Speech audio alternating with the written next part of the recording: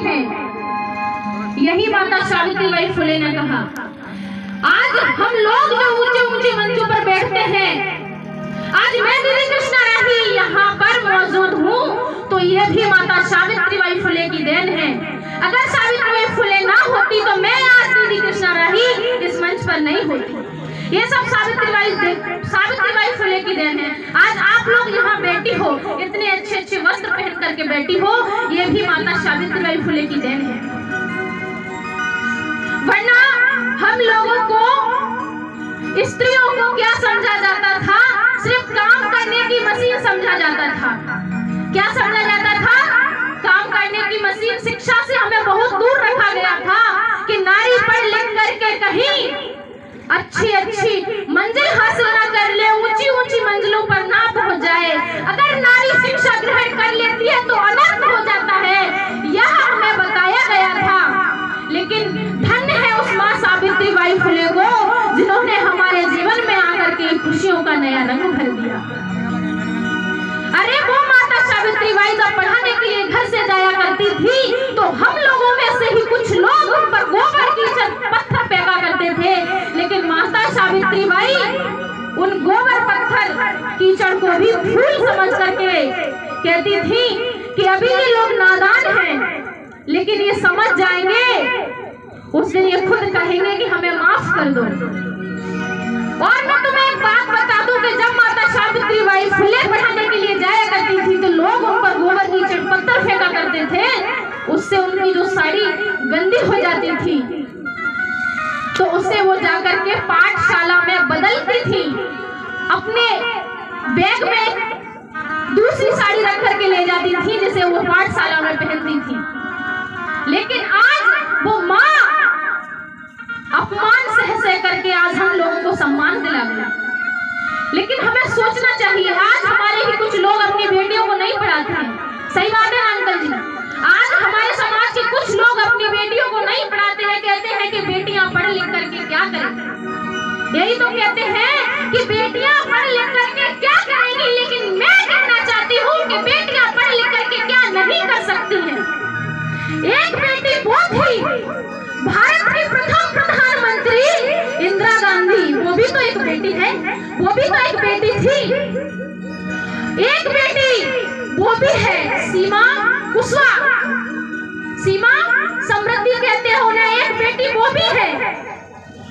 एक बेटी बहन हमारी मायावती जी है जो कि यूपी की 4 बार मुख्यमंत्री रही।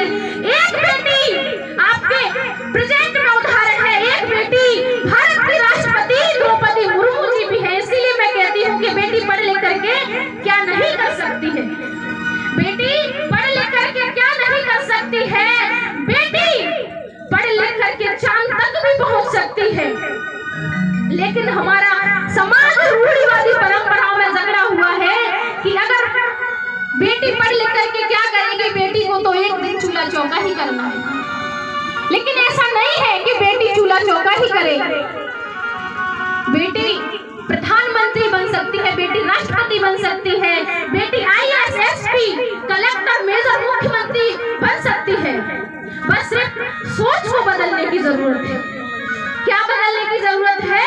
सोच को बदलने की जरूरत है। बेटियों को घर से निकालो, शिक्षा के लिए निकालो बेटियों को कि पढ़ लिख करके तुम्हें भी सावित्री की तरह बनना है। लेकिन आज मैं एक बात और कहूंगी कि उस समय माता सावित्रीबाई ने पढ़ाने के लिए कोई फीस नहीं ली, समाज को पढ़ाने जाती कोई फीस नहीं लेती थी। लेकिन आज की शिक्षा नीति क्या हो गई है? क्या हो गई है आज की शिक्षा नीति कि कोई भी टीचर एक बच्चे को 1 घंटा भी नहीं पढ़ा सकता, कहता है 1 घंटा पढ़ाऊंगा तो 200 रुपए लूंगा। अरे आज शिक्षा को शिक्षा के तौर पर नहीं, आज शिक्षा को एक धंधा बना करके रख लिया है। लेकिन कहते हैं शिक्षा बांटने से बढ़ती है। वाकई में शिक्षा बांटने से बढ़ती है। माता सावित्रीबाई फुले ने हमें शिक्षा दी और हमें ऊंचे ऊंचे पदों पर पहुंचा दिया।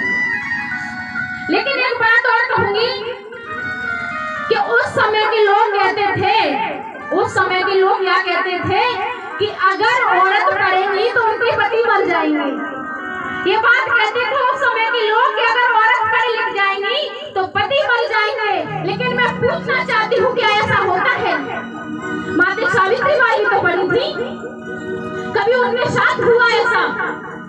उस समय माता सावित्रीबाई फुले के इस समाज सेवा को देख करके कुछ लोगों ने षड्यंत्र बनाया कि क्यों ना ज्योतिबा फुले और सावित्रीबाई को मार दिया जाए। ज्योतिबा फुले और सावित्रीबाई को मार दिया जाए तो उन्होंने 1,000 रुपए में 2 लोगों को उन्हें मारने के लिए भेजा। जब वो व्यक्ति जैसे घर के अंदर आते हैं तो ज्योतिबा फुले के कानों में थोड़ी सी आवाज पहुंच जाती है और एकदम से उठ जाते हैं। वो लोग आकर के ज्योतिबा फुले को घेर लेते हैं। ज्योतिबा फुले कहने लगे, क्यों भाई, किस लिए आए हो? उन्होंने कहा कि हम तुम्हें मारने के लिए आए हैं। ज्योतिबा फुले ने कहा, तो मुझे एक बात बताओ, तो मुझे मारना क्यों चाहते हो? वो व्यक्ति कहने लगे, ये तो हमें नहीं पता, लेकिन तुम्हें मारने के लिए हमें आदेश दिया गया है कि अगर तुम ज्योतिबा को मार दोगे तो तुम्हें 1,000 रुपए देंगे। लेकिन तभी वो व्यक्ति कहने लगा कि अगर हम तुम्हें नहीं मारेंगे तो हमारे घर में जो भूखे बच्चे हैं, हम चाहते हैं कि तुम्हें मार करके 1,000 रुपए ले जा करके हम अपने भूखे बच्चों का पेट भर सके। हम बंधु तभी ज्योतिबा फुले कहने लगे, माता बहनों भाइयों तभी ज्योतिबा फुले कहने लगे, मुझे नाज है अपने जीवन पर, क्योंकि मेरा जीवन, मैं अपने जीवन को खत्म करके किसी दूसरे का पेट तो भर सकता हूँ। तभी ज्योतिबा फुले ने माता सावित्रीबाई को बुलाया और कहने लगे, सावित्री, अगर मैं मर जाऊं, अगर ये लोग मुझे मार दे तो एक काम करना, इन लोगों के बच्चों की शिक्षा को बंद मत करना। तभी वो लोग सोचने लगे, क्या तुम हमारे बच्चों को पढ़ाते हो? ज्योतिबा फुले कहने लगे, हाँ, मैं तुम्हारे बच्चों को पढ़ाता हूँ। तभी क्या होता है, वो दोनों ज्योतिबा फुले के कदमों में गिर जाते हैं और कहने लगते हैं, हमें माफ कर दो, हम इतना बड़ा अनर्थ करने के लिए जा रहे थे, लेकिन ऐसा करो, आज से हम भी पढ़ना चाहते हैं। हम बंधु माता बहनों, तभी क्या होता है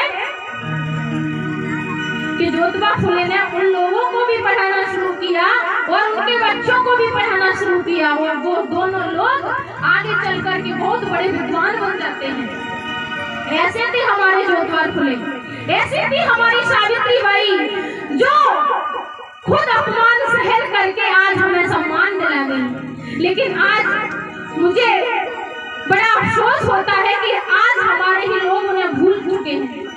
आज हमारे ही लोग उन्हें भूल चुके हैं, जानते ही नहीं है कि सावित्रीबाई कौन है।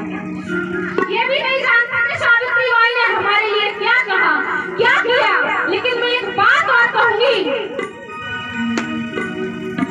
आज जो कार्यक्रम रखवा रहे हैं आप लोग, ये कार्यक्रम करवाया है आप लोगों ने, बहुत अच्छी बात है, बहुत अच्छी बात है। मैं तो इस कमेटी को भी धन्यवाद देना चाहती हूँ कि उन्होंने इतना अच्छा काम किया, महापुरुषों की विचारधाराओं को जन जन तक पहुंचाने का काम किया। लेकिन मैं एक बात और कहूंगी कि हम चाहे कितना भी ज्योतिबा फुले, ज्योतिबा फुले, ज्योतिबा फुले, माता सावित्रीबाई फुले, माता सावित्रीबाई फुले, तथागत बुद्ध रटते रहे, कुछ भी नहीं होने वाला है, कुछ भी नहीं होने वाला है। होगा कब? जब हम उनकी दी हुई शिक्षाओं को ग्रहण करेंगे, ज्योतिबा फुले की दी हुई शिक्षाओं को हम ग्रहण करेंगे, तब हमारे जीवन का कल्याण होगा। और ज्योतिबा फुले ने क्या कहा था कि घर घर शिक्षा लो, शिक्षित बनो, और जब तक हम लोग शिक्षित नहीं बनेंगे कुछ भी नहीं होने वाला है। जब तक हम लोग पढ़ेंगे लिखेंगे नहीं तो हम महापुरुषों को बिल्कुल भी नहीं मानते।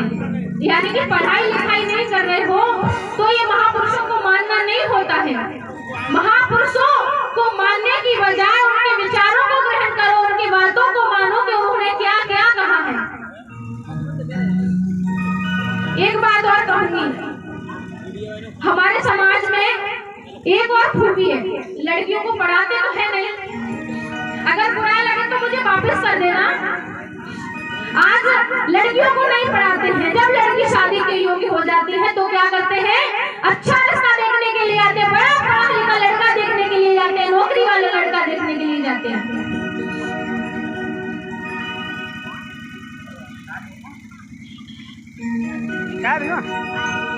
देखने तो जाते हो, फिर वो लड़के क्या, लड़की वाले लड़का वाले क्या कहते हैं चाहिए, तो बाद में कहते हैं अरे लड़के वाले तो दहेज मांग रहे हैं। लेकिन मैं कहना चाहूंगी कि अपनी लड़कियों को इस काबिल बनाओ, पढ़ा लिखा कर इस काबिल बनाओ कि लड़के वाले तुमसे दहेज न मांग पाए। हमें इस काबिल अपने बच्चों को बनाना है, अपनी बच्चियों